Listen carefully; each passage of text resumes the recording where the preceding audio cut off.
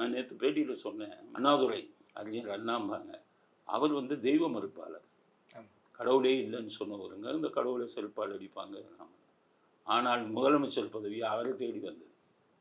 அண்ணாதுரை என்ன நினைச்சாரு, நம்ம ஒரு சீர்திருத்தவாதியாக தான் இருக்கணும், ஒரு விமர்சகராக இருக்கணும், எதிர்கட்சியாக தான் இருப்போம் அப்படின்னு தான் நினைச்சாரு. நமக்கு ஓட்டு போட மாட்டாங்கன்னா அவருக்கே தெரியும். ஆனால் காலத்தின் இது என்ன ஆச்சுன்னா 67 நல்லவன் பூரா தோத்தான். காமராஜர் தோத்தார். அவர் கதல் சட்டை போட்டு சம்பாதிக்காமல் கல்யாணம் பண்ணாமல் தோத்தார். கக்கன் தோத்தார். பின்னால் அதுக்கு இப்போ கொஞ்ச நாளைக்கு முன்னாடி ஜனாதிபதியாக இருந்தார் வெங்கட்ராமன், அவர் இங்கே மந்திரியாக இருந்தார், அவர் தோத்தார். சி சுப்பிரமணியம்னு வருங்காலத்தில் ஒரு நிதி அமைச்சரானார், மத்திய அமைச்சர்கள், அவர் அப்போ இங்கே தோத்தார். நேர்மையாக இருந்தவன், நியாயமாக இருந்தவன் அத்தனை பேரும் காங்கிரஸில் தோற்றான். இவங்க திமுக ஜெயிச்சது. திமுகவில் ஜெயித்தவன் பூரா யாருன்னா பல கிரிமினல் வழக்கு இருந்தவன் தான் ஜெயித்தான். அண்ணாதுரை எம்ஜிஆர் தான் எக்ஸப்ஷன், அவங்க ஜெயித்தாங்க. அப்போது காலம் எப்படி ஆரம்பிச்சதுன்னா நாசிகர்கள் கையில் நாடு போச்சு. அண்ணாதுரை தான் அதுக்கு லீடர்.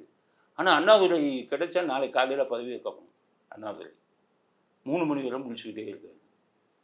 அப்போ மனைவி கேட்டாங்க, என்ன முடிச்சுக்கிட்டு இருக்கீங்க, காலையில் 10 மணிக்கு பதவி ஏற்பு தூங்க. அப்போ அண்ணாதுரை சொன்னது, எனக்கு கையெல்லாம் நடுங்குது, இவ்வளோ பெரிய பதவி நம்மளை தேடி வந்திருக்கு, இந்த பதவியில் இருந்துட்டு நான் அந்த நாட்டு மக்களுக்கு எப்படி சேவையாற்ற போகிறேன் அப்படிங்கிற பயம் எனக்கு வந்துருச்சு. அப்போ பதவி வரும்போது பணிவு வரணும், பயம் வரணும், பொறுப்பு வரணும். அன்னைக்கு அண்ணாதுரைக்கு வந்தது உங்கள் திராவிட இயக்கத்தில் இருந்தாங்க. அதனால தான் சாகுற இன்னைக்கு 100 ரூபா இல்லை அண்ணாதுரை வீட்டில். மனைவிட்ட கேட்டார் கருணாநிதி, என்ன நீ 100 ரூபா கூட இல்லையான்னு. சம்பளம் வாங்கி தான் அவர் எனக்கு செலவு கொடுப்பாரு அப்படின்னு. சம்பளம் வாங்கி தான் செலவு கொடுப்பாரு. ஏன்னா அண்ணாதுரை இருந்தது பிப்ரவரி 3. அப்போ சம்பளம் வந்தால்தான் செலவு அப்படின்னு பண்ண ஒரு முதலமைச்சர் உங்கள் திராவிட இயக்கத்தில் இருந்தாங்கல்ல.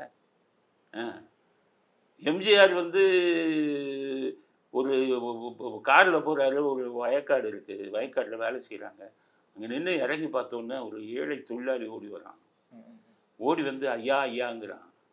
அவர் பார்த்த செருப்பு கூட இல்லை, சட்டை இது கூட இல்லை, இதில் வேலை செய்கிறார். கையை கொடுத்தோன்னே எம்ஜிஆர் பரிதாபப்பட்டு 100 ரூபாய் எடுத்து, அப்போ 100 ரூபா 70களில் கையில் கொடுக்குறாரு.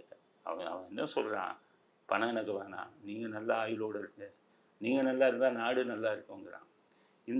அந்த ஏழை சொன்ன அந்த 2 வார்த்தை தான் எம்ஜிஆர் மனம் இதுவே ஒரு பெரிய அதிர்ச்சியை உருவாக்குச்சு.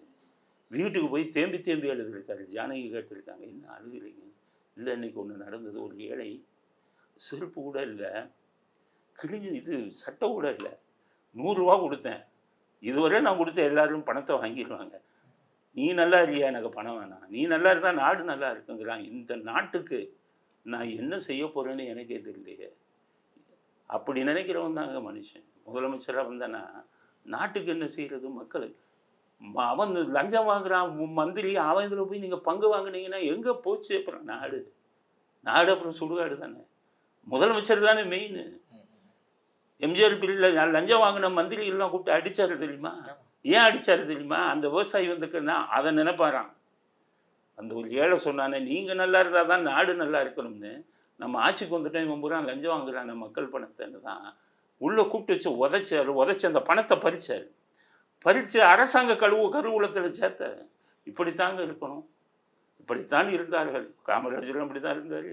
அதுக்கு முன்னாடி நீங்கள் இவங்களை இருந்த முதலமைச்சர்கள் ராஜாஜியும் அப்படி தான் இருந்தார், ஓமந்தூராரும் அப்படி தான் இருந்தார், எம்ஜிஆரும் அப்படி தான் இருந்தார். அதுக்கப்புறம் பாதம் மாறிச்சுன்னு வைங்க. அப்போ இவ்வளவு பெரிய பதவி கிடைச்சி உங்களுக்கு அந்த பொறுப்பு வரலைன்னா அந்த பதவி எப்படி நீடிக்கும்? இப்படியா கொள்ளையடிக்கிறது நாட்டை? 1000 கோடியெல்லாம் வந்து சாதாரணமாங்க KN நேரு அடித்தது.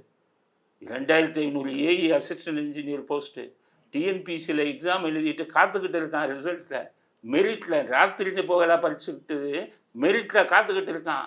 இவர் 2500 பேர்கிட்ட ஆளுக்கு 30 லட்சம் to 40 லட்சம் பணத்தை வாங்கிட்டு ஏஇ போஸ்ட்டை போட்டார். அப்போ அந்த இளைஞனோட வருங்காலம் எதிர்பார்த்து திறமைக்கு இந்த நாட்டில் மதிப்பு இருக்கும்னு நினச்சிக்கிட்டு காத்துக்கிட்டு இருந்தானே, அவனை பற்றி யோசிச்சிங்களா நீங்கள்? அப்போ அவனுக்கெல்லாம் எப்போ வேலை கிடைக்கிறது? 30 லட்சம் 40 லட்சம் இருக்கிறவனுக்கு தானே வேலை கிடைக்குமா அப்போ நாட்டில்? சரி, 30 லட்சம் 40 லட்சம் கொடுக்குறவன் பதவிக்கு போனோன்னு அந்த 30-40 லட்சத்தை சம்பாதிக்க பார்ப்பான்ல. அப்போ அரசாங்கத்தோட ஊழல் எப்படி ஆரம்பிக்குது? உன் அரசியல்வாதியால் தானே ஆரம்பிக்குது. அவங்ககிட்ட நீ பணம் வாங்கினா அவனும் ஒரு ஊழல் அதிகாரியாக தானே மாறுவான். இந்த பொருள் இந்த எண்ணங்கள்லாம் அவங்க யாருக்குமே வரலன்னா சிஸ்டமே. ஆமாம், கருத்து கணிப்பை விட்டுருங்க. இப்படி யோசிங்க. இப்படி இருக்கிறவங்க வந்து நீங்கள் வந்து இருந்தீங்கன்னா நாடு ஒரு சக்தி வந்து உங்களை வந்து வெளியே அனுப்பிடும். அந்த சக்தி வந்து இன்னைக்கு விஜய் மூலமாக வந்திருக்கு. ஏன்னா விஜய் வேறு மதத்தை சார்ந்தவர், நான் வேறு மதத்தை சார்ந்தவர். அப்படி இருந்தும் அவரை ஏன் ஒரு சக்தி கொண்டு இருந்தால் இறைவன்கிற சக்தி, எல்லா மதங்களும் கூப்பிடக்கூடிய அந்த இறைவன்கிற சக்தி அநியாயம் அக்கிரமம் நடக்கும்போது அந்த அநியாயம் அக்கிரமத்தை நாட்டை விட்டு அகற்றுவதற்கு யார் மூலமாவது வந்து சேரும்.